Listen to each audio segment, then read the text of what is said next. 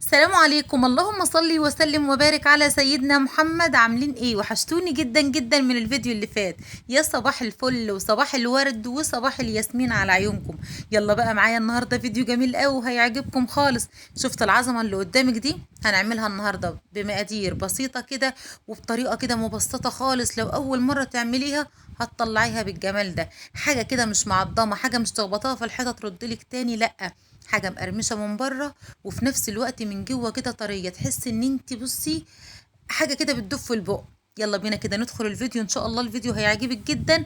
بس يا ريت بقى قبل ما ندخل في الفيديو ما تنسنيش في لايك وشير واشتراك في القناه وتفعل الجرس علشان اي حاجه جديده توصل لك على طول. شفت القراقيش قد ايه من جوه؟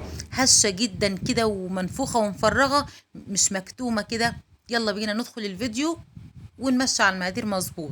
اول حاجه خالص معايا دلوقتي 2 كيلو من الدقيق، ومعايا 600 جرام من السمنه، 4 كوبايات من اللبن، 6 معالق من السمسم، 6 معالق من السكر، معلقتين كبار خميره، ومعايا ريحه كحك. يلا بينا بقى ناخد السمنه كده ونحطها في الطاسه اللي معانا ونروح بيها على البوتاجاز.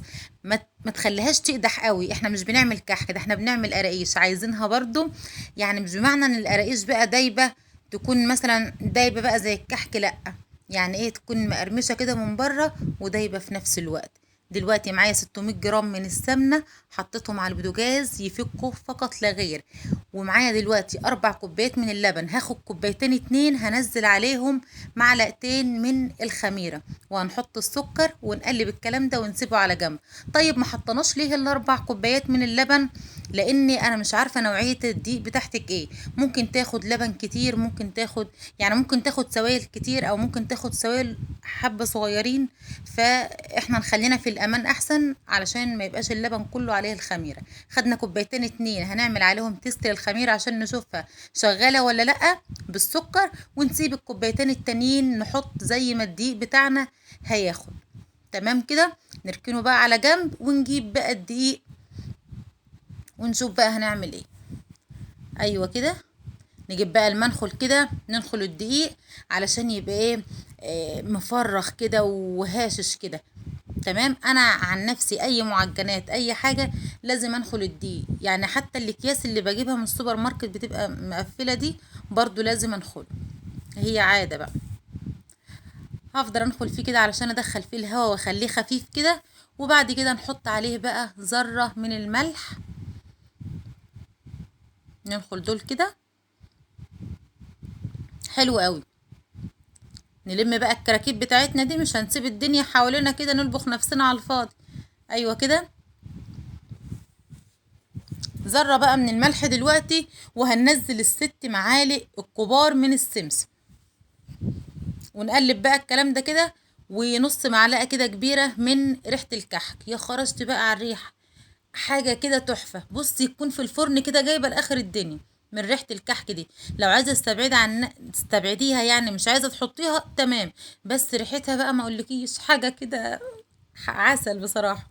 دلوقتي كانت خلاص السمنه دلوقتي فكت خالص، هنزلها بقى دلوقتي على الدقيق. ما تبسيش، مش هنبس، احنا مش بنعمل كحك، يا دوبك بس هنقلب كده وهنتوه كده السمنه في الدقيق. وبعد كده معايا نص كوبايه من الزيت برضه هنزلها عليها عشان سنه القرمشه بقى اللي بنتكلم عليه، من بره كده مقرمشه ومن جوه حاجه طريه عسل كده.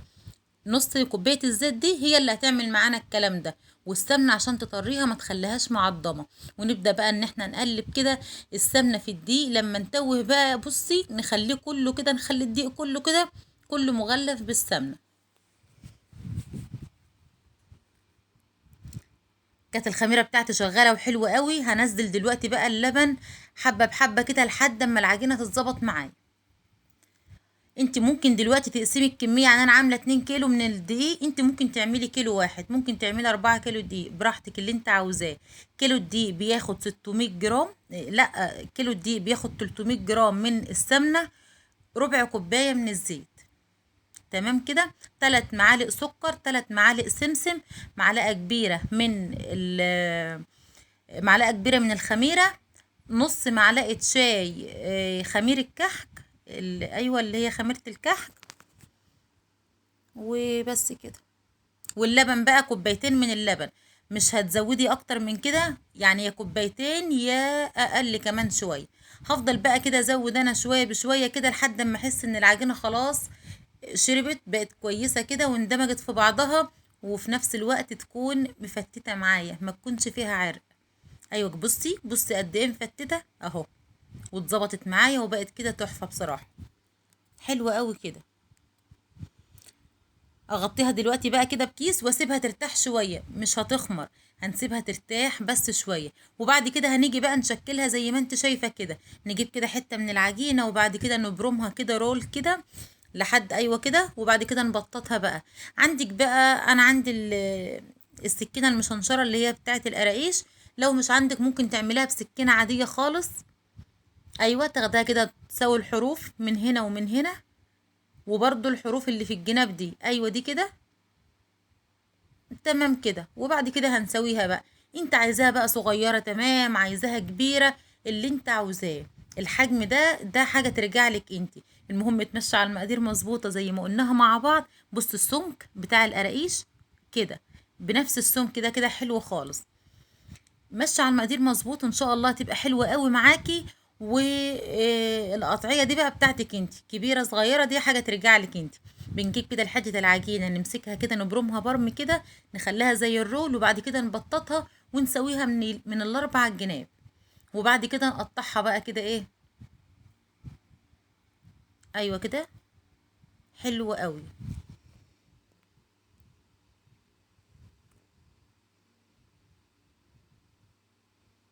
نملى بقى الصواني كده. وعلى فكرة احنا بالنسبة ان احنا في الحر، يا دوبك انا خلصت تشكيل اصلا ورحت على طول ولعت الفرن وسويت وسويت اللي انا كنت عاملاهم في الاول، لان الجو حر اصلا وخمرت بسرعة.